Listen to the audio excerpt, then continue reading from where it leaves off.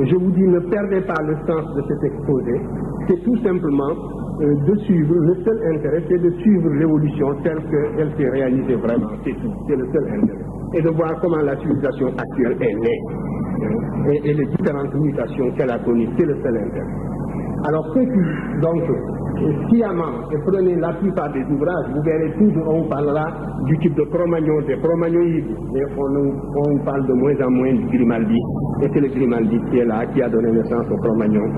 À telle enseigne que, à Paris, il y a 5 ou 6 ans, le professeur Plumieras, justement, avait organisé une table ronde aux entretiens de Bichat, qui ont lieu, je crois, tous les mois d'octobre, chaque année, pour étudier en laboratoire le processus de dépigmentation, justement, du négroïde pour donner naissance au lepoderme. Donc, c'est vous dire que ces idées maintenant, tout le monde commence à les accepter comme des faits. Alors, ici, j'ai reproduit presque tout le même angle. Ça, c'est un crâne malien. Il est malien parce que c'est un crâne dont nous avons disposé à l'IFAN dans la collection. Le premier crâne sur lequel je suis tombé, ça aurait pu être un crâne de Sénégalais ou de Voltaïque ou de n'importe. Donc, c'est un crâne qui donc appartient à la collection de l'IFAN, crâne de l'anthropologie physique. Et vous voyez, c'est le même prognatisme que vous avez là et là. Vous ne pouvez pas distinguer cet homme. Ce négroïde de la préhistoire, du paléolithique supérieur, vous ne pouvez pas le distinguer, ou presque pas, de ces nègres d'aujourd'hui. Donc, vous voyez aussi donc que à cette époque-là, il n'y avait que des dolichocéphales. Les races brachycéphales n'existent pas encore, et la brachycéphalie n'apparaîtra qu'au mésolithique. En fait, c'est la mésocéphalie qui va apparaître au mésolithique vers moins 10 000. Et ensuite, dès que nous entrons dans le néolithique avec le brassage des races humaines à l'échelle de la planète, compte tenu d'une navigation, toutes les régions de la Terre communiquaient absolument, il ne faut pas l'oublier. Vous ne pouvez pas imaginer la densité des navigations du néolithique. Et à partir de ce moment-là, donc, les constantes, les indices morphologiques changent et la mésocéphalie apparaît, la brachycéphalie aussi apparaît, et les races brachycéphales sont beaucoup plus récentes. Passons au suivant. Voilà donc aussi la sculpture, toujours des négroïdes qui étaient en Europe à cette époque-là.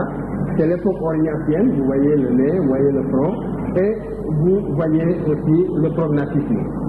C'est typique, c'est une tête que l'on trouve à Saint-Germain, au musée de préhistoire de Saint-Germain-en-Laye. C'est un négroïde typique qui appartient à cette époque-là. J'aurais pu vous projeter des statuettes beaucoup plus typiques encore de femmes, mais ça nous aurait mené très loin. En tout cas, toute la population européenne était une population négroïde, et je vous en projette comme ça quelques spécimens pour vous montrer que ce n'est pas une vue de l'esprit. Passez au suivant. Alors là, vous voyez la représentation, ça c'est le sorcier dansant de la Corrèze, dans le midi de la France, et ça c'est le sorcier dansant que vous trouvez en Afrique du Sud. Et nous savons maintenant que les peintures africaines sont beaucoup plus anciennes que les peintures européennes. Les peintures sur grotte, dans les grottes, et les peintures sur roche, l'époque la plus ancienne en Afrique. En Namibie, dans la grotte Apollo, on a des peintures qui sont datées entre 32 000 ans et 28 000 ans. Et en Tanzanie, on a des peintures qui sont datées de 35 000 ans. Tandis que les grottes de Lascaux remontent justement à l'âge du Magdalénien, c'est-à-dire à moins 15 000 ans. Par conséquent, l'effet artistique africain peut très bien expliquer l'effet européen maintenant. Le décalage chronologique le permet largement. Et vous me direz le problème du déplacement. On a calculé que si chaque génération se déplaçait seulement de 50 km, au bout de 10 000 ans, elle serait en Chine. Donc, ce n'était pas de grandes migrations qu'on entreprenait, c'était des petits déplacements à la semaine comme ça. Et au bout de 10 000 ans, l'humanité fait le tour des continents. Passez au suivant. Et ça, c'était déjà des danses masquées, ce sont des hommes masqués. Alors là aussi, c'est l'art du paléolithique supérieur. Vous voyez ici, n'est-ce pas, la tête d'un bolidé. Donc, vous avez là aussi parce qu'on ne voulait pas reconnaître que l'Afrique est un paléolithique supérieur. Ça, c'est une peinture qu'avait relevé Léon Frobenius en Afrique du Sud. Passé au... Alors voilà la limite des régions habitables de l'Europe à l'époque. Vous voyez, toute la Scandinavie était sous les glaces. Il n'y avait pas de traces d'hommes jusqu'à moins 10 000. N'était pas habitable. Une bonne partie de l'Angleterre n'était pas habitable. Tout le nord, toute la Sibérie était inhabitable. Et donc les hommes étaient ici, là. Vous voyez, c'était là, Monaco. Hein? Menton, ils sont là, c'est là qu'on les a trouvés. Une fois entrés en Europe, alors vous me direz, comment les hommes ont-ils pu naviguer il y a moins 40 000 ans? On savait qu'avec des radeaux et des moyens de fortune, on pouvait traverser ici. Parce que la plupart des eaux étaient retenues précisément par les glaces, puisque la terre était très froide. Par conséquent, les océans s'étaient rétrécis, et le détroit de Bering est devenu guéable, le détroit de Bering, donc l'eau s'était retirée, et on pouvait passer de l'extrême Asie en Amérique, en Alaska, et c'est comme ça que les hommes ont traversé vers moins 15 000 pour aller peupler l'Amérique. De la même façon, les Africains ont pu traverser ici, le Negroïde, pour venir en Espagne, et c'est ici que vous trouvez les peintures, justement, dans les grottes et dans le milieu de la France. C'est là que vous les trouvez. Ensuite, ils sont partis jusqu'au bord de la mer Noire, n'est-ce pas? Et ils ont continué jusqu'en Asie. Donc ça, c'est la limite, le front des moraines glaciaires qui montre que cette seule partie de l'Europe était habitable à l'époque. Ça, c'est alors ici, vous voyez, l'Europe idéologique avait inventé un homme fossile, un faux. Cet homme est un faux, qui a été créé de toutes pièces par un savant talentueux, un géologue, qui s'appelle Dawson. Et vous voyez bien, il a un front haut. Vous voyez, donc un front comme nous tous ici, blanc, noir ou jaune, et il a une mâchoire simiesque de singe, avec des canines de singe. Et ce spécimen avait été fabriqué et enterré justement dans les boues du Sussex en Angleterre, et on a téléguidé sa découverte, et les savants se sont appuyés sur ce faux fossile pour développer la théorie des présapiens pendant 50 ans. Et des savants de l'étoffe, je ne sais pas si je dois les citer, en tout cas je les ai cités dans la civilisation barbarie, des savants de bonne foi qui sont appuyés sur ces travaux, enfin sur ce fossile fabriqué de toutes pièces, sur cette supercelle, pour développer l'apparition, la théorie de l'apparition précoce d'un homo sapiens en Europe, et par conséquent pour appuyer la théorie du polycentrisme. Vous voyez donc la philosophie raciale qui sous-tend la théorie du polycentrisme. En fait, les savants, dès qu'ils ont commencé à découvrir que l'humanité était une et qu'elle est de souche nègre, ils ont voulu à tout prix éliminer cette souche pour trouver une autre origine relativement différente, de manière à pouvoir rétablir la civilisation raciale. Et ça a poussé à commettre des crimes comme ça contre la science. On a dit que Dawson, que c'était pour se venger, que c'était pour ridiculiser un colloque, etc. Mais ce n'est pas vrai, parce qu'à ce moment-là, une fois que le résultat est atteint, on révèle la supercherie, et puis c'est tout. On ne laisse pas l'humanité et la communauté scientifique s'induire en erreur pendant un demi-siècle. Hein? On ne laisse pas une chose comme ça, parce que jusqu'à leur mort, ils n'ont rien dit, celui qui a fait l'invention. Donc ce n'est pas exact, parce que c'est seulement en 1954 un savant anglais travaillant au British Museum qui s'appelle Oakley, un savant de bonne foi, a analysé la quantité de fluor contenue dans la partie supérieure du crâne et la quantité de fluor contenue dans la mâchoire, en partant de l'hypothèse que si les deux parties appartiennent au même individu, le taux accumulé de fluor dans les deux parties sera le même. Mais si on est en face d'une supercherie, sûrement le taux d'accumulation sera différent, et effectivement, Oakley a trouvé un taux différent, et c'est comme ça qu'on a su que ça a été une supercherie. Et de là, alors, on a poussé l'analyse, et on a vu que l'inventeur avait utilisé un sel de chrome, donc on a analysé le crâne au rayon X, et on a pu mettre en évidence les atomes de chrome qui ont été utilisés pour induire justement pour donner une patine et donc une apparence d'ancienneté aux fossiles et tout. Analyse au rayon X. Et maintenant, la génétique des fossiles, qui est une science tout à fait nouvelle, qui a permis de préciser même l'origine africaine de l'humanité, qui a permis de préciser l'origine africaine de l'humanité, a permis de savoir que cette mâchoire était une mâchoire d'orang-outan. Parce qu'on sait que la génétique des fossiles a permis en particulier de préciser que c'est le chimpanzé qui est vraiment à l'origine si vous voulez, de la branche humaine, si vous voulez, qui est plus proche de l'homme que les autres singes comme l'orang-outan et le gorille. Et des chimpanzés et des gorilles, on n'en trouve qu'en Afrique. Ceci est une précision supplémentaire quant à l'origine africaine de l'humanité. Passez au suivant. Oui. Alors là, nous entrons donc dans la période historique. Voilà les Égyptiens tels qu'ils se sont vus et représentés. Vous voyez, l'Égyptien, par excellence, c'est comme ça qu'il s'est désigné. Le voilà. Et les Indo-Européens sont symbolisés par celui-ci. Les autres Noirs du continent sont représentés ici. Et essayez de perfectionner la mise au point. Focalisez un peu. Non? C'est le maximum. Oui. Bon, après on verra le suivant. Donc, voilà l'Égyptien. Voici toutes les races européennes. Voici les autres Noirs de l'intérieur de l'Afrique. Et voici le Sémite. Vous voyez, ce document existe. Passez au suivant. Alors là aussi, vous voyez les Sémites également sur les rochers du Sinaï. Vous n'avez pas un seul pharaon avec un profil sémite. Les Égyptiens étaient des Noirs tout court. Ce n'étaient pas des Sémites, ce n'étaient pas des Indo-Européens. Vous avez vu tous les profils que je vous ai montrés. Voilà le profil sémite. Vous n'avez pas un seul pharaon avec ce profil. Et toujours représenté, toujours avec une privation de la liberté. Ceci n'est pas important quand il s'agit de l'ensemble des Africains maintenant, mais c'est tout juste quand même pour caractériser une période et situer l'histoire dans son vrai cadre, c'est tout. Une fois dit, c'est presque oublié. Mais parce qu'aujourd'hui, il faudra développer le monde sur d'autres bases, mais chacun de nous doit être en pleine possession de son patrimoine culturel et ancestral. Et c'est seulement à partir de cette plénitude culturelle que nous pourrons sincèrement collaborer en dehors de toute aliénation. Passez au suivant.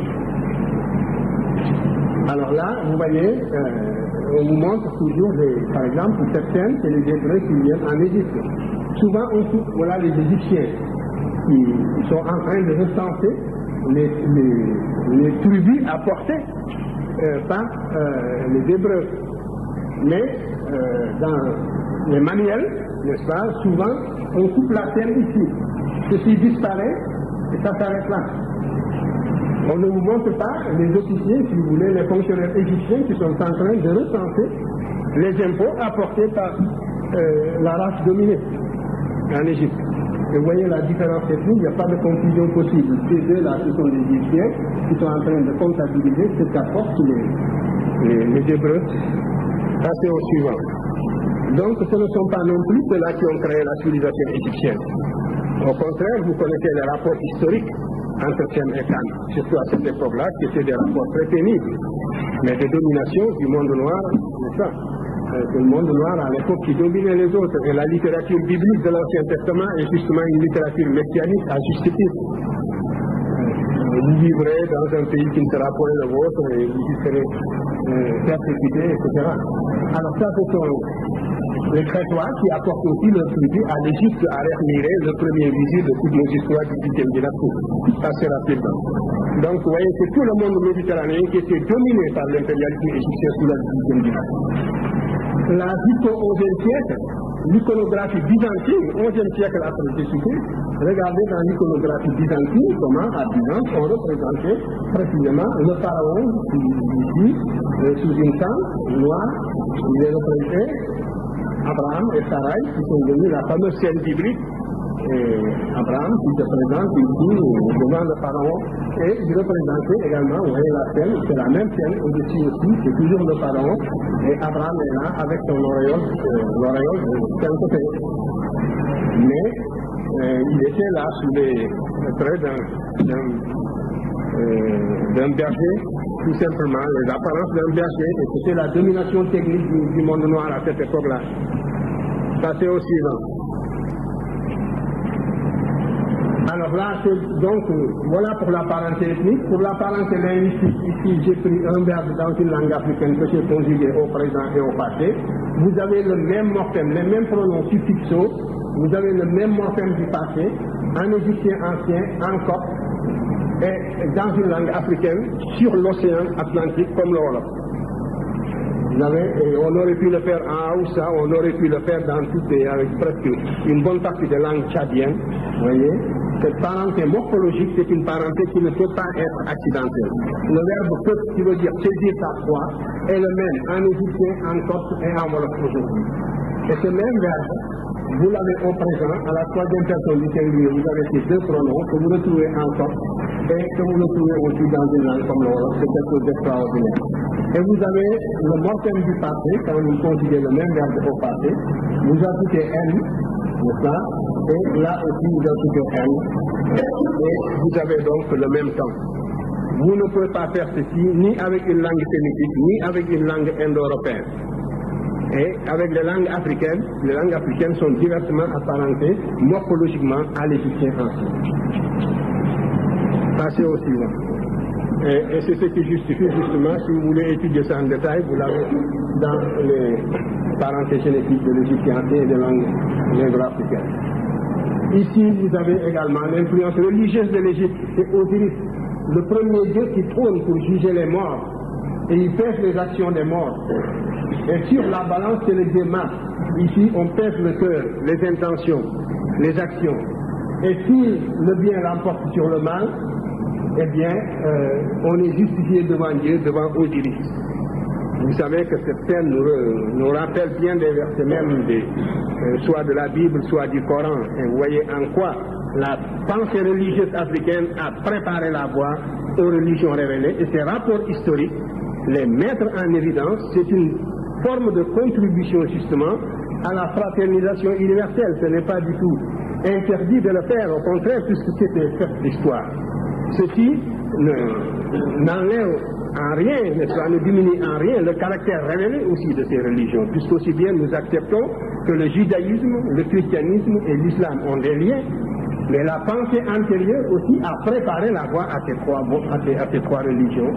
Et là, c'est le dieu Mas, le dieu de la justice, qui veut qu'il ne manque pas un seul brin. La balance, c'est précisément cela. Ils sont en train de peser, et tantôt c'est le dieu Mas qu'on met sur la balance, qui est le dieu de la justice, et le mot signifie équilibré dans une langue comme la mienne, ou tantôt c'est la plume, donc, qui sert à écrire la vérité, et qui symbolise donc la vérité. C'est la plume que l'on met sur une des balances, et sur l'autre, le cœur du défunt. Voyez. Donc cet esprit de justice et de charité qui est typiquement africaine et qui était déjà la partie constituante, n'est-ce pas, de l'idéologie religieuse égyptienne, de la religion d'Osiris, a préparé la voie aux religions révélées. Passez au suivant. Et ici, vous voyez que l'Égyptien avait effectivement inventé la notion de paradis. Vous avez pour la première fois représenté dans l'iconographie religieuse le paradis et le sirat al-mustaqim, c'est-à-dire dans le Coran, ce que nous considérons comme l'accès au paradis. Vous avez donc un serpent hideux qui forme un pont au-dessus de l'enfer. L'enfer est représenté, voilà l'enfer avec ses flammes. Et le mort, il est là, il n'est soutenu que par ses actions. Et si le bien l'emporte sur le mal, il pourra affronter ce monstre hideux qui constitue un pont branlant au-dessus de l'enfer qui est suspendu dans le vide. Cette ligne est une simple ligne de niveau. Le serpent est suspendu dans le vide au-dessus de l'enfer et le mort doit passer justement. Il doit suivre, vous voyez, toutes les, vous voyez là, c'est des torsadés, donc il doit suivre les plis du corps du monstre qui sont des descentes vertigineuses et des remontées. des remontées, et ensuite des descentes vertigineuses jusqu'à la fin. Et ici, la partie solide est coupée. Là aussi, la partie solide, on la retrouve. Et entre les deux, vous avez ce serpent qui forme un pont hideux. Et il faut le traverser pour arriver ici. Et quand on arrive là, c'est le paradis. Et ceci, c'est à 78 mètres du sol, dans le tombeau du père de Ramsès II, le tombeau de Séti Ier. La photo est floue parce que j'avais fait braquer tous les projecteurs pour ne pas la louper. Et c'est pour ça qu'elle est floue comme ça.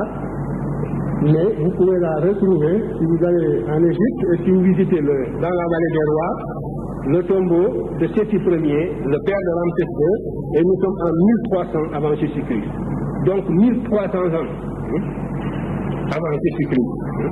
Et plus de 400 ans avant Moïse, l'Égypte avait déjà inventé la notion de paradis, la notion d'enfer et la notion de récompense dans l'au-delà. Et il faudra attendre le 2e siècle avant le christianisme pour que le judaïsme ait définitivement opté pour l'existence d'une vie dans l'au-delà. Quand Yahvé parle avec Moïse, il ne parle pas de l'au-delà. Il parle du peuple qu'il a choisi.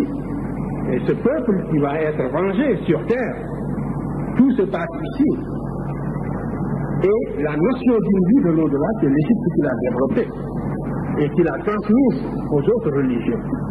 Ça, c'est un apport typiquement africain, et africain noir.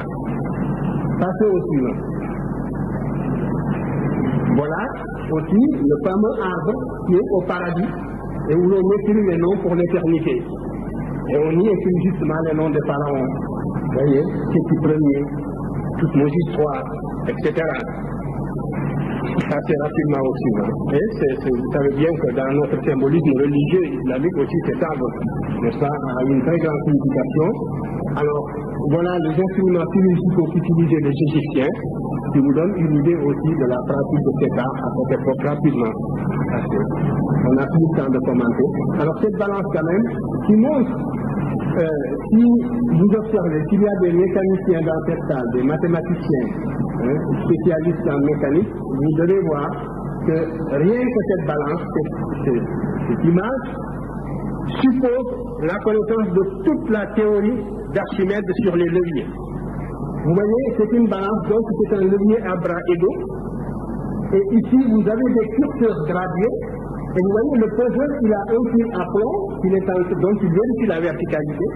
Et il est en train de simuler la pesée en déplaçant ces curseurs qui ont des poids variés. Et alors, en les plaçant vers l'extrémité, il modifie le centre de gravité et il transforme le levier à bras égaux en levier à bras inégal. Vous voyez? Donc, à bras inégaux, et par conséquent, il transforme le levier en bascule.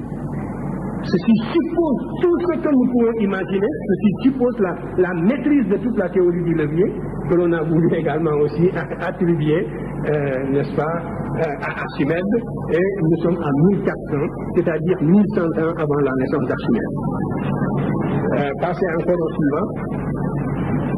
Ici, vous avez le fameux levier à bras inégaux qui était appliqué même dans la technologie égyptienne pour puiser de l'eau.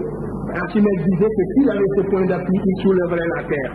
Il voulait parler de l'utilisation du levier à bras inégaux.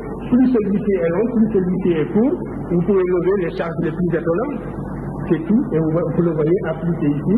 Alors, justement, l'autre, c'est même une charge qui bascule tout seul. Passez au suivant.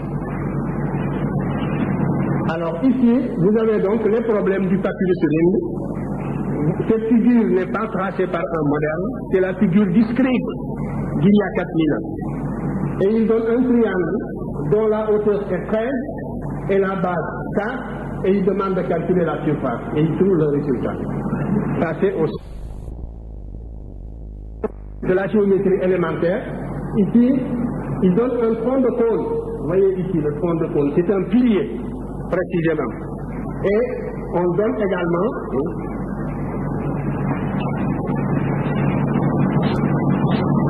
alors la hauteur est égale à 100 Et toute la base, donc le sinus est égal à 30, c'est un problème de trigonométrie. Et le cosinus est égal à 15. C'est le double du cosinus que l'Égyptien donnait. Après, il divisait par 2 pour retrouver les conditions du cercle trigonométrique, sauf que le rayon n'était pas égal à l'unité. Et donc, ça revenait à dire, quand j'avance le temps de base, de combien je me lève. Et donc, il demandait à calculer la pente, c'est-à-dire la tangente, et il donne exactement la formule de la tangente, la cotangente. Quand on te donne le sinus et la tangente, on te donne toujours 2 lignes trigonométriques pour te demander de trouver la troisième. Voici ce problème, cette figure, elle est distribuée, elle n'est pas démodèle. Et vous voyez le fond de compte qui est donné ici. Donc, ça, c'est au suivant. Donc, lorsqu'on vous dit que l'Égyptien, ça c'est justement le papyrus en hiératique, le papyrus de Moscou, c'est le problème numéro 14, celui qui traite précisément du volume d'un tronc de pyramide. On donne la base, le côté du carré du sommet, la hauteur, et on demande de trouver le volume. Et c'est là que le scribe a trouvé la fameuse formule dont je vous ai parlé tout à l'heure. A sur 3 est égal à A2 plus B2 plus le produit de A par B. Eh bien, c'est impossible d'accéder à une formule analytique de ce genre par des voies empiriques. Ça, c'est encore un second problème. Ça, c'est justement le problème en hiératique qui est transcrit en hiéroglyphe. Donc, c'est toujours comme ça qu'on fait. Et qui traite du problème donc de la volume d'une demi-sphère. Ceci est une demi-sphère et on demande aussi sa surface. Et le scribe trouve exactement la valeur requise en fonction des données qui montre donc, comme je vous le disais,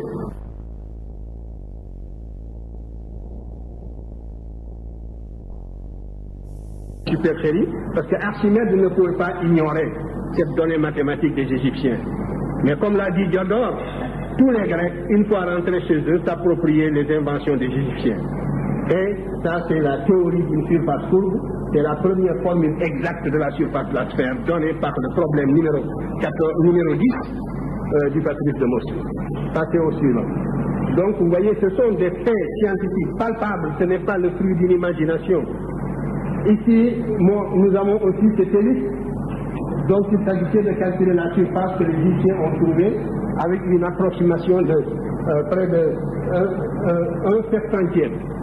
Donc, là aussi, nous voyons effectivement que même les coniques, les Égyptiens les ont abordés et c'est sur les murs de Luxor.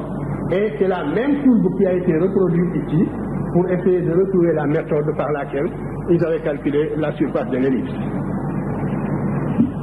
Par conséquent, même Apollonius de Perse aurait des comptes à rendre. Passez rapidement. Alors ici, c'est la quadrature du cercle, vous voyez bien, les Égyptiens, c'est le problème numéro 48 du papyrus Rini, qui compare la surface d'un rectangle, la surface d'un carré, pardon, de côté 9 à un cercle, au cercle inscrit, de diamètre 9 également. Donc, c'est le fameux problème de la quadrature du cercle. Nous ne savons pas, nous sommes presque sûrs qu'on ne sait pas si les Égyptiens avaient saisi le caractère transcendant de ce problème. Peut-être pas, mais en tout cas, le problème est là, il est posé. Et c'est le problème numéro 48 de Ring. Ici, c'est un rectangle. Le scribe donne la longueur qui est 10, il donne la largeur qui est 2, il demande de trouver la surface également. Ce sont des exercices qu'on donnait, c'est comme si on avait perdu les sciences modernes et on tombait sur un traité de mathématiques de la classe de 3e, un peu, sauf en ce qui concerne le papyrus de Moscou. Encore que dans le papyrus de Ring, il y a quand même d'autres éléments qui sont beaucoup plus difficiles, surtout les problèmes d'arithmétique et les problèmes d'algèbre. Ça, c'est rapidement. Alors là encore, vous voyez, c'est encore des problèmes de trigonométrie. Alors là, nous allons Donc, toujours le suivi de 350 et puis le 250 et le suivi du produit 360 et on demande de trouver la pente. Les Égyptiens avaient besoin justement de calculer les pentes des pyramides et c'est pour ça qu'ils avaient inventé la trigonométrie. Passez rapidement au suivant. Là, c'est le trapèze. Il donne le prix, vous donne donc la hauteur du trapèze qui est égale à 20. La petite base est égale à 3, la grande base est égale à 6 et du coup la surface. Passez. Donc vous voyez toutes les figures élémentaires. Quand c'est un cercle de diamètre 9, on demande de calculer la surface. Ils ont trouvé la surface avec une valeur de pi égale à 3,16, alors que les Mésopotamiens étaient loin de soupçonner qu'ils donnaient la valeur de pi sans partie décimale. Ils donnaient la valeur de pi égale à 3. Ils calculaient les surfaces avec une valeur de pi égale à 3. Cela vous donne aussi une idée de la différence. Ici, les Égyptiens ont déterminé pi pour une valeur de 3,16. Passez au suivant. Une application du fameux problème, du fameux théorème de Thalès, 1400 ans avant la naissance de Thalès. Vous voyez bien les triangles semblables. Voilà donc une application du théorème de Thalès, c'est le problème numéro 53 du papyrus Rémi, qui montre que le théorème de Thalès ne l'a pas démontré, puisque nous le trouvons ici avec une application 1400 ans avant sa naissance. Voilà, avec figure à la cinquième du millimètre dans le mesure. Continuez.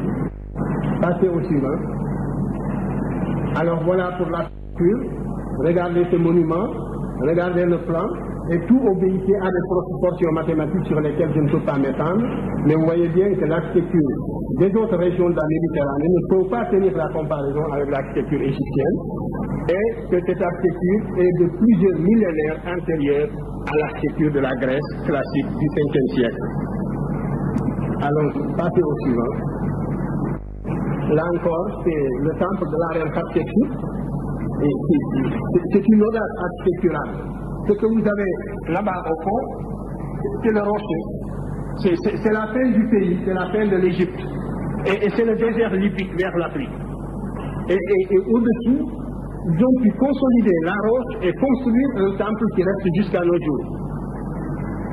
Et l'architecte qui l'a fait, vous arrivez ici au deuxième étage, dans une niche latérale, que vous le voyez, vous pouvez voir qu'en vous courbant, il a laissé son portrait, typiquement nègre, avec sa carte d'identité, en donnant son nom et tout, en disant que c'est lui qui a construit justement cet édifice. Parce qu'en général, justement, la civilisation égyptienne, l'esprit de la civilisation égyptienne était relativement collectiviste et on ne signait pas toujours les œuvres, contrairement à la Grèce où l'individualisme faisait que, même si on n'était pas l'auteur de l'œuvre, quelquefois on l'a signé. Passez au témoin, c'est mathématicien. Alors, le domaine funéraire de Djoser, le pharaon typiquement nègre que je vous ai montré de la 3e dynastie, 2778, je vous ai montré deux de ses profils. Voici son domaine funéraire à Saqqara. C'est la première pyramide antérieure même aux pyramides de la 4e dynastie. Ce sont les pyramides à degrés et ce sont justement ces tombeaux que nous retrouvons sous forme de tumuli dans les différentes régions de l'Afrique. Là où il n'y a pas de pierre, ça prend une forme conique. Passez au suivant. Et voilà encore ce fameux domaine funéraire de Djoser, toujours ce même pharaon, et passez encore au suivant. Ça c'est le profilé toujours du domaine funéraire de Djoser, c'est l'autre partie. Nous sommes en 2778, comparez ces colonnes aux colonnes justement grecques du 5e siècle. Donc l'architecture, on peut naître l'architecture seulement au 5e siècle avant Jésus-Christ, et tout ce que je vous montre, c'est au bas mot. Nous sommes à 1200 ans avant Périclès, 1500 ans avant Périclès. Ça c'est au suivant. Qu'est-ce que j'ai dit? 2300 ans avant Périclès. Alors la voûte aussi, l'invention de la voûte, vous savez que c'est une performance technique, parce que toutes les portes, justement, reposent sur les parois. Et le centre ne supporte rien. Vous connaissez le problème, le principe mathématique de la voûte. Ici, il n'y a pas les forces de ça se décomposent suivant les parois latérales et toutes les chambres sont portées comme ça latéralement. Et par conséquent, on peut faire des édifices très élevés. Et la voûte, les Égyptiens donc l'avaient maîtrisé déjà. C'est un problème architectural qu'ils ont résolu. Ça c'est. Voilà le bâtiment le plus fameux de la Grèce. La Grèce au 5e siècle. Voici le monument architectural le plus célèbre que la Grèce nous a laissé. Dites s'il tient la comparaison avec ce que je viens de vous montrer. Et regardez toutes ces colonnes, vous les avez lues justement 2300 ans avant l'érection du Parthénon sur l'Acropole. Et en réalité, les Grecs ne sont pas des architectes fameux, ce sont des sculpteurs de génie. Il ne faut pas enlever un peuple de son génie propre. Le génie de la Grèce, c'est vraiment la sculpture. Et ils ont réalisé des œuvres sculpturales extraordinaires. Et ce sont les défilés des Panathénées, les frises des Panathénées autour du bâtiment qui rehaussent sa sobriété précisément. Et même ce qu'on pourrait appeler presque sa pauvreté.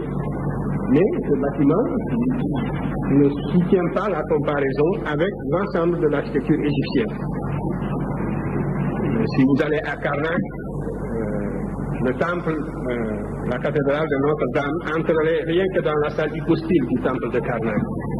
Vous direz que les proportions ne signifient, les dimensions ne signifient rien, mais c'est des dimensions associées à des proportions. Continuez, passez rapidement. Alors voilà le fameux domaine funéraire de Djoser, avec justement le temple, la façade du temple nubien dont je vous ai parlé 3 générations avant Ménès, et qui explique l'émergence de l'architecture en pierre de taille sous la 3e dynastie précisément.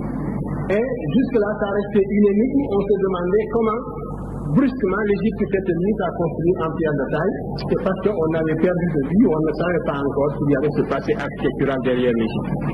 Passez rapidement. C'est presque fini.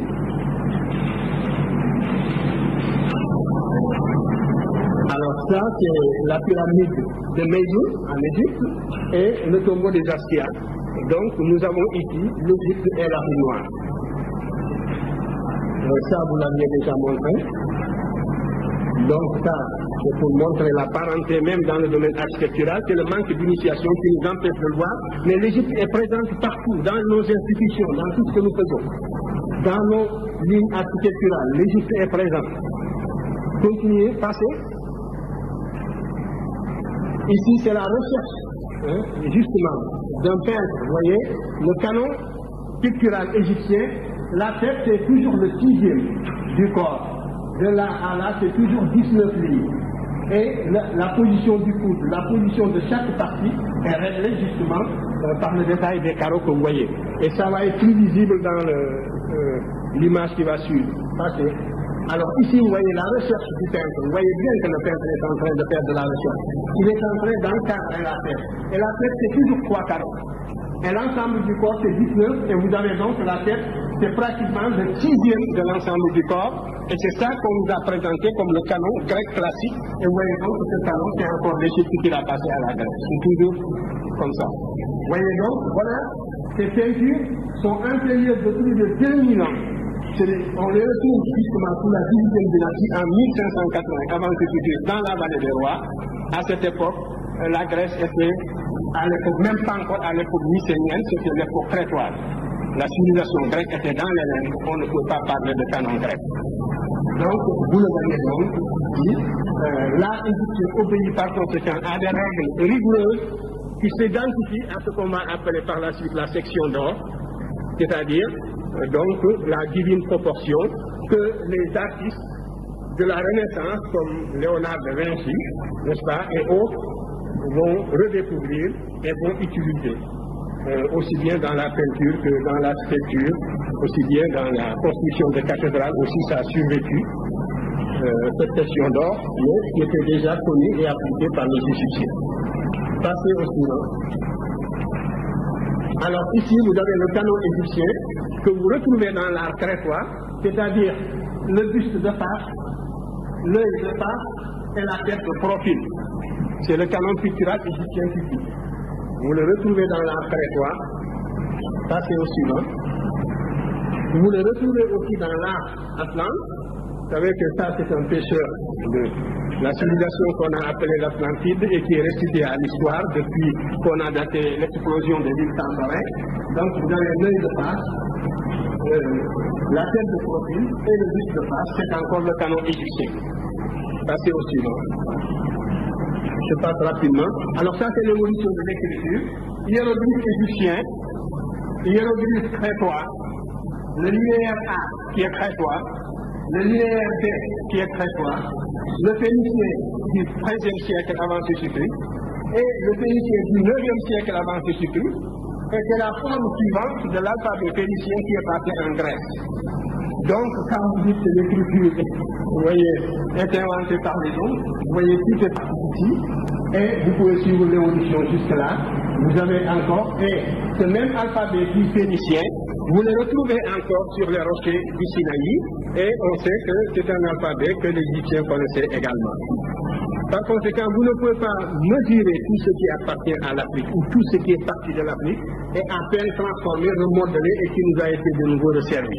C'est la raison pour laquelle aussi l'Afrique n'a pas à s'interdire une pensée quelconque. L'Afrique peut puiser les éléments de sa civilisation partout, si besoin s'en faisait sentir, parce que tout était parti de l'Afrique. Passez rapidement aussi. Vous avez là les instruments de musique, en tout cas au Sénégal, c'est ça que nous avons, qu'on appelle le khalam, et vous le retrouvez dans toutes les soudanais. Vous trouvez aussi la kora également. Ça, c'est pour montrer encore cette identité de notre univers culturel. Ici, vous avez le bouclier d'Amon, avec les yeux Amon, les boucliers aussi, avec le bélier, c'est au Nigeria que vous les trouvez. Là aussi, vous avez les mêmes symboles. Oui, on a fini presque.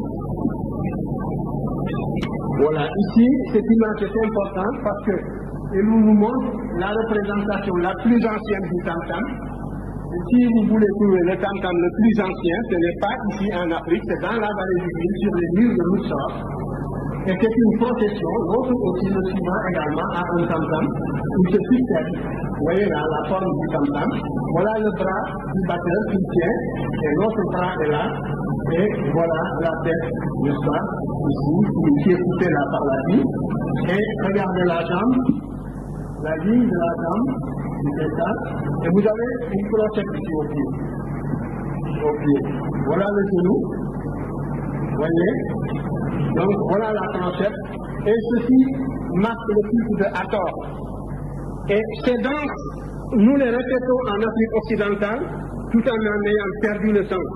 Si vous allez chez les Diola, c'est toujours les danses que nous voyons pendant les fêtes avec des clochettes aux pieds, et on a oublié le sens. Et les Africains allaient jusqu'en Égypte pour rendre ce culte à Hathor, même pendant l'occupation étrangère. Et vous avez justement cette procession, c'est sur les murs du temple de Luxor que je les ai relevés. Donc, en vous coupant de ce passé millénaire, vous ne pourrez pas faire œuvre de science historique, nous ne pourrons pas bâtir un corps de sciences humaines, parce que notre civilisation reste suspendue dans le présent. Alors que, en la réconciliant avec son vrai passé, avec la civilisation égyptienne, nous introduisons légitimement la dimension historique, celle qui permettra de bâtir un corps de sciences humaines, qu'il s'agisse de n'importe quel aspect de l'art, qu'il s'agisse même d'un redéveloppement des sciences, ou qu'il s'agisse de l'architecture, ou de n'importe quel autre aspect de la civilisation. Passez rapidement au suivant.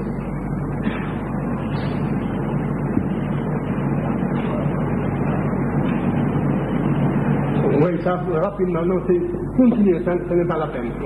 Il est de travers. Alors là, c'est la lutte, vous voyez, c'est toujours les mêmes scènes. Ils les ont mis cette fois-ci là en différentes couleurs pour qu'on voit bien les positions et les prises, parce que c'est l'armée égyptienne qui s'entraînait. L'armée égyptienne s'entraînait ici, pratiquait le sport.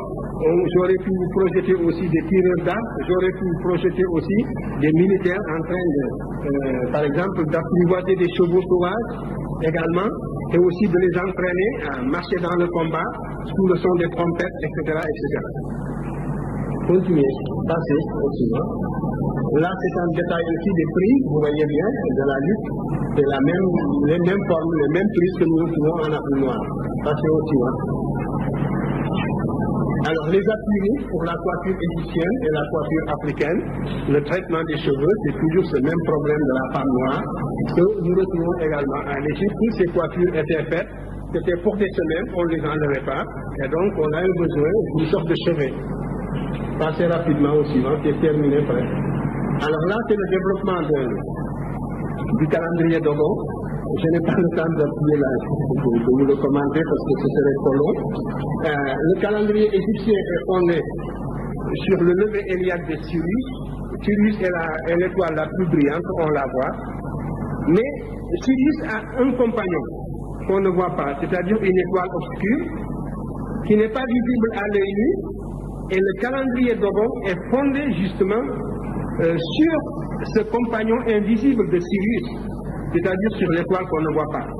Et lorsque les Dogons ont donné cette période d'ubiquité, la façon dont le compagnon obscur de Sirius trouble la trajectoire de Sirius. Les Dogons l'ont donné, et l'astronomie moderne aussi l'a donné, et voilà le développement linéaire des Dogons, et voilà le développement linéaire de l'astronomie moderne. C'est quelque chose d'extraordinaire. Alors, cela ne veut pas dire que les Dogons maîtrisent les formules mathématiques, mais cela veut dire que les Dogons ont été initiés à une science qui était hautement développée et que le système de l'initiation a fait qu'ils en ont beaucoup perdu, mais ce qui en reste montre encore le niveau qui avait dû être atteint. Le seul fait de fonder leur calendrier sur une étoile invisible à l'œil nu donne une idée de ce que pouvait être cette science, n'est-ce pas, à son origine.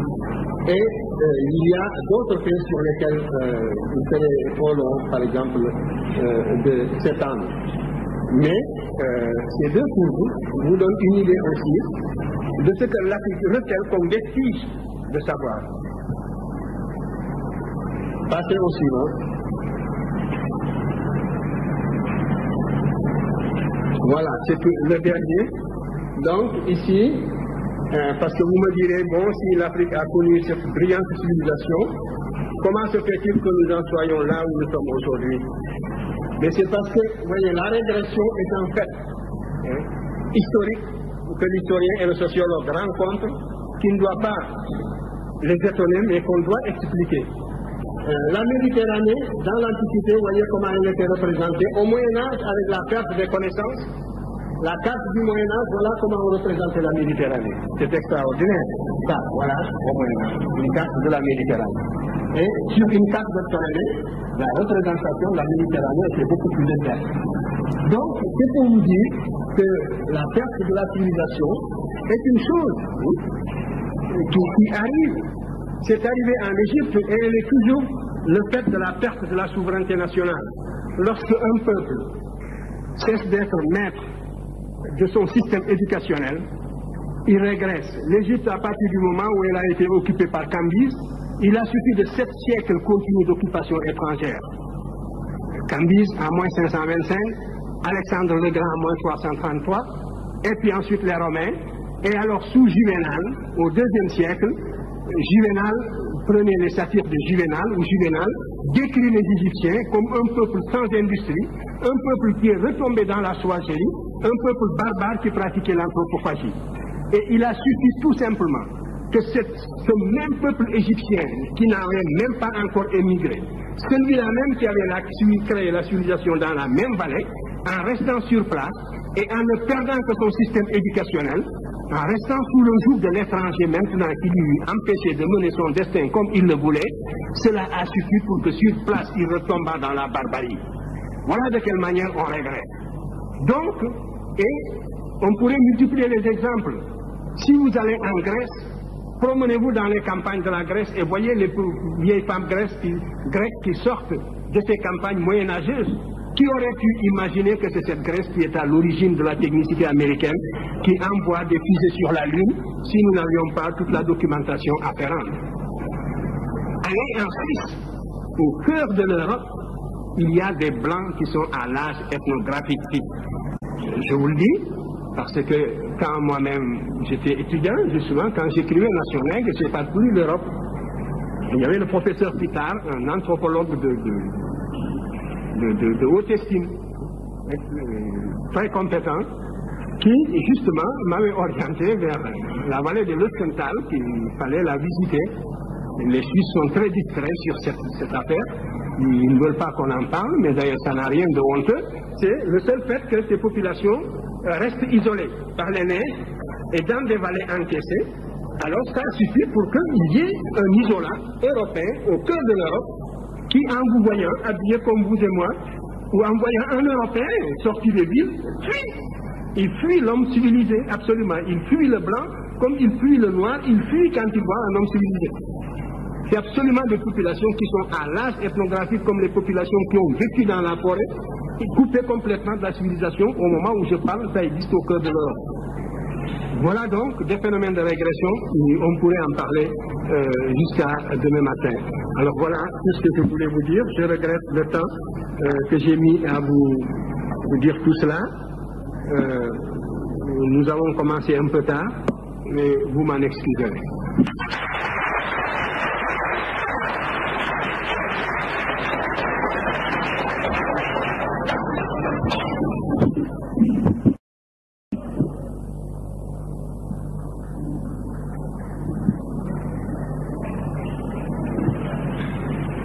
Et mesdames, mesdemoiselles et messieurs, nous allons passer à la partie débat.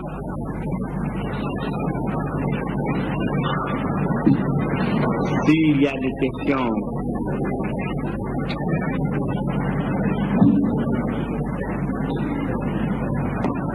oui, approchez. Alors, vu le temps qui est limité, j'aimerais que nous souhaiterons que les questions soient brèves, précises. Oui, allez-y.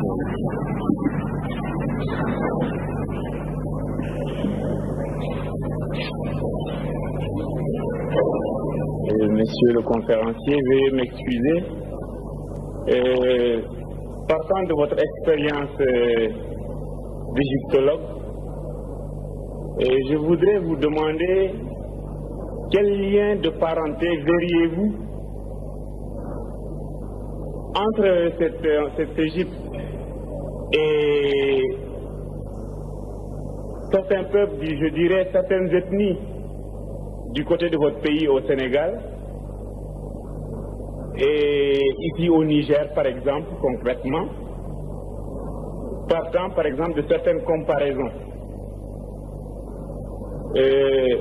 La deuxième question serait qu'est-ce que vous avez, vous, ethnologues africains, chercheurs africains, qu'est-ce que vous avez comme moyen de résistance au sens de qu'est-ce que vous avez pour prouver en face de vos opposants, chercheurs blancs, qui réfutaient par exemple certaines thèses que vous auriez apportées. Sur ce, je vous remercie.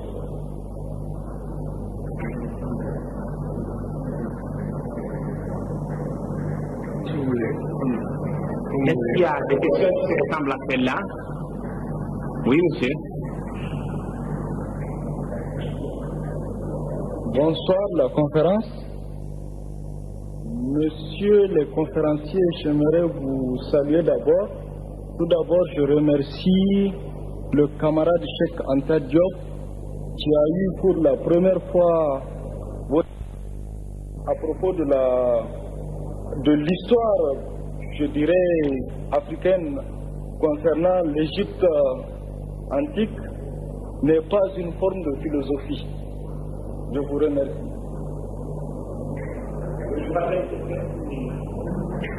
Oui, allez-y.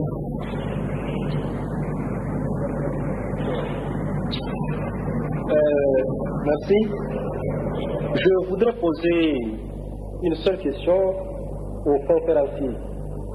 C'est à propos, n'est-ce pas, du déplacement des 3 spécimens africains vers notamment les pays européens et jusqu'en Asie. Alors je voudrais savoir si ce déplacement a été motivé par un coup de hasard ou bien si c'est un déplacement qui est parti, n'est-ce pas, d'une base qui était peut-être économique ou sociale. répondre à la série de questions. C'est déjà la même chose, mais ce sont des questions très différentes qui sont en train de... Bonsoir, professeur Cheikh Anta Diop. Je voudrais vous poser un certain nombre de questions qui entrent justement à ce que le camarade vient de dire. Mais en attendant, je vais vous relater une anecdote quelque peu candide et même condescendante. Il y a quelques semaines, nous recevions à l'école des lettres à Niamey Madame Liliane Castelou. Alors cette dame nous disait qu'elle avait rencontré en Europe un professeur qui a fait des recherches chez les Yoruba au Nigeria. Et le professeur avait dit cette chose-là, qu'il a vu exactement la confirmation de vos thèses chez les Yoruba, c'est-à-dire la parenté génétique qui existait entre les Yoruba et les Égyptiens. Mais quand Mme Castelou dit, mais écrivez une note, dites quelque chose, un petit mot pour soutenir vos thèses, le professeur avait dit, non, je préfère me taire, je ne veux pas me compromettre. Alors ceci pour ajouter un peu à ce que vous disiez au sujet de la compromission, au sujet de la falsification de l'histoire. Et justement, à propos de cette falsification et de cette mauvaise foi, nous ne sommes pas sans ignorer tout de même que les pressentiments que vous nourrissiez en 1955, nous n'étions pas nés, en disant que vous auriez beau apporter des preuves palpantes, irréfutables, des intellectuels de renom, qui diront toujours, nous n'y croyons pas. Alors la question que je voudrais poser est celle-ci. Pensez-vous, professeur Cheikh, que vos thèses un jour seront admises d'une façon péremptoire, sans récitation? Pensez-vous que les principes de l'égyptologie que vous voulez promouvoir seraient un jour érigés en valeur absolue? Et vous me permettez de poser cette question tout simplement parce que d'éminents intellectuels africains, et le camarade a parlé tout à l'heure d'un chantre de la non-philosophie africaine qui est M. Paulin Ntongi, qui soutient qu'il n'y ait pas de philosophie en Afrique. Et il parle de vos thèses, qu'il admet, certes, dans leur fond, mais il dit que ces thèses ne sauraient être admises que le jour où elles seraient effectivement irréfutables. Alors pensez-vous que ces thèses de M. Ntongi et d'autres, selon laquelle la philosophie africaine, qu'il ne saurait avoir de philosophie africaine parce que la philosophie est simplement grecque, qui ne correspond pas au canon grec, elle n'est pas philosophie, pensez-vous que cette thèse tiendrait devant vos travaux? À ce moment-là, je rejoins la question effectivement des camarades. Je vous remercie. Il y a d'abord la série des questions. Oui. Vous voulez une autre question maintenant? Oui, allez-y. Une autre question encore? Non, mais je peux répondre. Allez-y. Oui.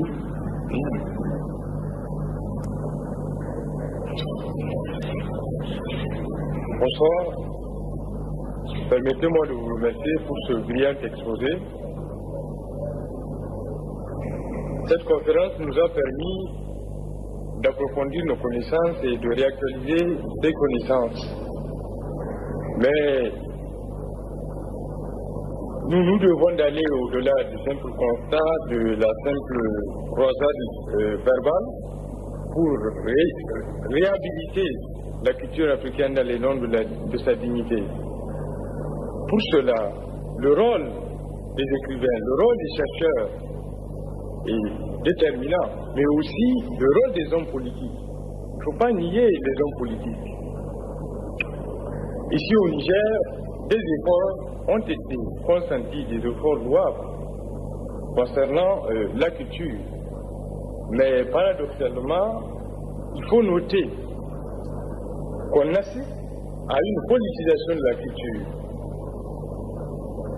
À telle enseigne qu'on ne peut plus faire la différence entre l'authentique et le culturel, ou bien l'artificiel ou le politique. C'est-à-dire, la culture sert d'instrument au service du système politique. Mais je ne nie pas effectivement les efforts consentis pour revaloriser notre patrimoine culturel. Il faudrait aussi noter que nous n'adhérons pas aux théories de l'authenticité et de l'africanisme à rebours. Ces théories, loin de saisir et d'apprécier les dimensions cosmiques de la civilisation africaine, ont terni son image. Quand Senghor disait que l'émotion est nègre et la raison est laine, il disait que jamais le nègre ne sera pas capable d'atteindre le blanc sur le plan des mathématiques. Certes, il faut excuser Senghor de ses erreurs historiques. Il faut tenir compte du contexte historique. Bref, je dirais, que pensez-vous du dialogue des civilisations dont parlait Garoudi? Nous savons que l'interprétation des civilisations n'est pas féconde, étant donné que le rapport des forces n'est pas en notre faveur. Parler d'un dialogue de civilisation serait une bavure.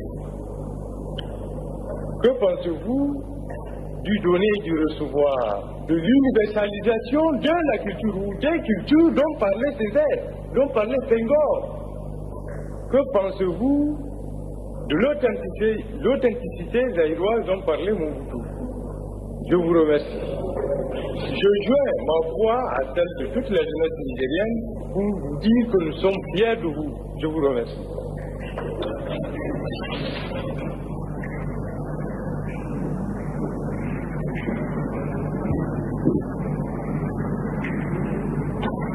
Bon, je réponds. Je vais donc commencer par répondre à l'ensemble des questions. Le lien entre les peuples sénégalais et nigériens, ils sont multiples. Et c'est une des justifications justement de cette recherche. En tout cas, si vous voulez, tant soit peu, connaître votre passé et renforcer le sentiment de cohésion nationale, vous serez bien amené un jour à nous relayer sur le terrain où nous nous situons aujourd'hui. C'est moi qui vous le dis. Et je crois que le mal que l'occupant nous a fait n'est pas encore guéri. Voilà le fond du problème. L'aliénation culturelle finit par être partie intégrante de notre substance, de notre âme. Et quand on croit s'en être débarrassé, on ne l'a pas encore fait complètement. Souvent, le colonisé ressemble un peu, ou l'ex-colonisé même, ressemble un peu à cet esclave du 19e siècle, qui libéré va jusqu'au pas de la porte, et puis revient à la maison parce qu'il ne sait plus où aller. Il ne sait plus où aller. Depuis le temps qu'il a perdu la liberté, depuis le temps qu'il a acquis des réflexes de subordination, depuis le temps qu'il a pensé, comme appris à penser à travers son maître. C'est un peu ce qui est arrivé aussi à l'intelligentsia africaine dans son ensemble. Parce que, en dehors de quelques questions, toutes les questions que vous m'avez posées reviennent à une seule. Quand est-ce que les Blancs vous reconnaîtront-ils? Parce que la vérité sonne blanche. C'est cela. Mais c'est dangereux ce que vous dites. Parce que si réellement l'égalité intellectuelle est tangible, l'Afrique devrait, sur des thèmes controversés, être capable d'accéder à la vérité par sa propre investigation intellectuelle, se maintenir à cette vérité jusqu'à ce que l'humanité sache que l'Afrique ne sera plus frustrée, que les idéologues perdront leur temps parce qu'ils ont rencontré des intelligences égales qui peuvent leur tenir tête sur le plan de la recherche de la vérité. Mais vous êtes persuadé que pour qu'une vérité soit valable et objective, il faut qu'elle tombe blanche. Mais ça, c'est un repli de notre âme qui doit disparaître. Et ce sont justement les Blancs qui vont nous y aider. Et c'est parce que je savais cela que lorsque l'UNESCO m'a demandé de participer à la rédaction de l'histoire générale de l'Afrique. C'est voulu. J'ai dit que je serais bien incapable de parler la vérité sous prétexte que nous allons écrire un ouvrage de portée internationale. Moi, j'ai les idées que j'ai toujours développées et contre lesquelles vous ne pouvez pas opposer des arguments scientifiques dignes de ce nom.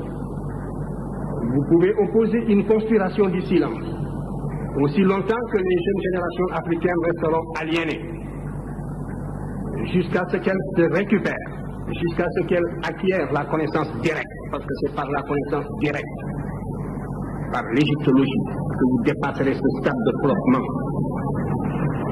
n'est-ce pas, et de somnambulisme. Alors, donc, j'ai dit que de deux choses l'une, ou bien on prépare une rencontre de niveau international. C'est ce que j'avais proposé. Réunir l'égyptologie internationale au niveau le plus élevé. Et surtout tous ceux qui sont opposés à mes thèses.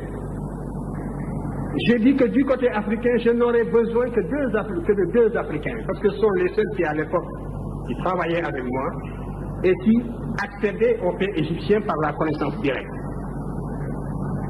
C'est très dangereux, la connaissance indirecte, parce que vous le voyez bien, vous n'arrivez pas à vous faire une opinion personnelle. Il faut passer par l'appui d'une autorité, et cette autorité vous refuse son appui pour des raisons idéologiques, et vous tournoyez. Donc, vous ne pourrez sortir du cercle vicieux que par la connaissance directe. Vous pétinez tous d'intelligence, mais il faudra accepter de fournir cet effort qui vous conduit à la connaissance directe, et nous en reparlerons. Alors, moi j'avais dit donc que je n'ai besoin que de deux Africains qui, avec moi, ont accédé à cette connaissance directe. Et donc, vous pourrez augmenter le volume de la délégation européenne et mondiale. Nous n'avons pas besoin d'être plus de 3. Alors, convoquez donc tous les égyptologues que vous voudrez, les plus acharnés contre nos thèses. Nous en débattrons en toute sérénité. Je vous garantis le climat de sérénité des débats. Les débats ne seront pas limités, ils dureront aussi longtemps que nécessaire, en Égypte même, au Caire. Et à la suite de ces débats, on rédigera un document de portée mondiale, de portée internationale. Et suivant la teneur de ce document, on saura de quel côté penche la balance. Si les conclusions de ce document me permettent de continuer, de participer, je participerai alors à l'ouvrage et j'utiliserai mes idées intégralement. Dans le cas contraire, je serai le premier à vous faciliter la tâche en me récusant. Vous connaissez la suite. Le colloque qui a été tenu sur ma proposition. Toute l'égyptologie mondiale était représentée. Et j'avais dit aussi que nous, Africains, nous ne serions pas rapporteurs pour réaliser au maximum les conditions d'objectivité. Le rapporteur, c'était un professeur français qui était contre mes thèses aussi, vous le savez bien. Donc, qui était professeur à Paris 8. L'égyptologie française était représentée par le professeur Vercouteur, qui était l'ancien directeur des antiquités de Nubie, qui était aussi le directeur de l'Institut d'archéologie orientale français du Caire, qui était le titulaire de la chaire d'égyptologie à Lille 3, etc. Était représenté aussi par le professeur Sonneron, qui l'avait remplacé à l'Institut français d'archéologie d'Égypte, et qui était sûrement le plus apte à nous suivre dans les discussions linguistiques, justement. Et vous avez les débats, les conclusions dans le domaine linguistique, justement, du professeur Sonneron, qui est mort maintenant. Vous aviez le professeur Leclan, qui est devenu académicien depuis et professeur au Collège de France. Vous aviez le professeur Debono, qui était l'archéologue de la vallée du Nil. L'Amérique était représentée par Mme Gordon Chaté, le Canada par le professeur Chini, la Scandinavie par le professeur Serge Soderberg, qui était le directeur de toute la mission de toute la Scandinavie pour la sauvegarde des monuments de Nubie, etc., etc. Voilà, moi, et toute l'égyptologie égyptienne sur place aussi, au Caire et en Égypte, sont venus participer. Vous avez la liste des participants ici. Voilà le document qui est sorti de ces travaux. Oh, vous avez la page, voilà. Et voici, je vous lis une seule phrase de ce document. La très minutieuse préparation, des communications. Est-ce que je voudrais même quelqu'un qui lise mieux que moi, un volontaire seulement, pour lire, voilà justement vous-même. Voilà, vous allez lire juste cette façon, cette phrase. C'est la conclusion générale. La deuxième mission de préparation de communication. Non, lisez lentement pour que vos camarades entendent. Sinon, moi, je lis mieux que vous. La deuxième mission d'opération. Non, pas opération. Préparation de communication. Bon, attendez, je vais lire parce que vous. Bon. Alors, je lis pour tout le monde. Voici la conclusion générale des débats du Caire. La très minutieuse préparation des communications des professeurs Cheikh Anta Diop et Obenga n'a pas eu, malgré les précisions contenues dans le document de travail préparatoire envoyé par l'UNESCO, une contrepartie toujours égale. Il s'en est suivi un réel déséquilibre dans les discussions. Cette phrase est très claire.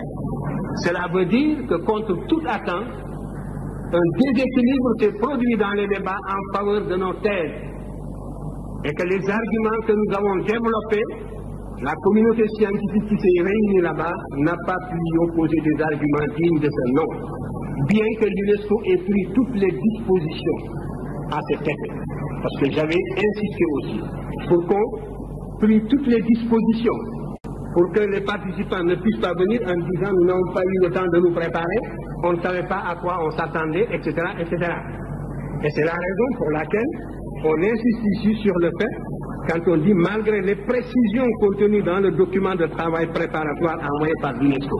L'UNESCO avait demandé à chacun de fourbir ses armes, de faire tout ce qu'il fallait pour que cette discussion fût concluante. Et vous voyez, tout est de cette veine.